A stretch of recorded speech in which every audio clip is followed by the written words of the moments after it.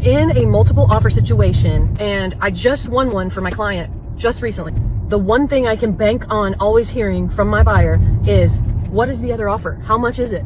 I can never answer that question. I mean, unless the listing agent is very open about it and the seller wanted them to tell me, we're not privy to that information. Unfortunately, I wish. But I have a secret weapon to be the top dog every single time in those competitive situations. And I'm going to give you the inside scoop on how to do that. Oh my gosh, this is the one. Let's do it. I'm so 100% in love with it. This is where I want to be. And then I talk to the listing agent and they say, hey, actually we have an offer in hand. We have until this day to respond.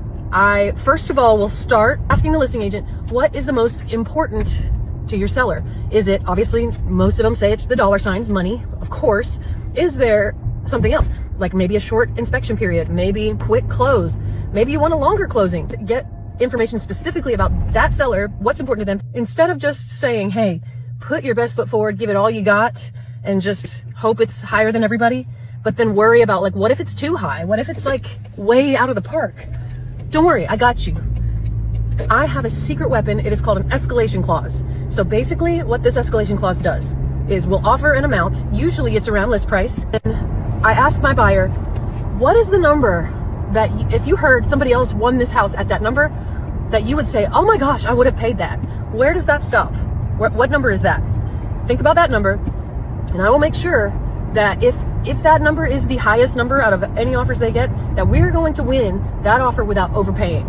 And so let me explain it to you. I'm going to take increments of either $1,000 or $2,000 or whatever you think, $5,000, whatever you think will be more enticing, and we are going to escalate our price based on the other offers that you receive. And we're going to require that the seller proves to us that they have this other offer to warrant the escalation. Let's put $400,000, which is the list price, and then we will escalate in increments of $1,000, or $2,000, $5,000, whatever you want, in excess of any other offers received. If that number is higher than ours, we will escalate up to this amount, and hopefully they don't go higher than that. Only way we'll lose, but we're not going to overpay, because we need to see these other offers. They'll redact all the personal information, but they'll show us they had an offer that required the escalation and warranted the escalation on ours. So you know for a fact you are not overpaying. Somebody else comes in at 405 and you come in at 400, but you have that escalation clause in there saying that you will go higher than any other offers you get in increments of $1,000, for example, up to $425,000. Now you're the winner.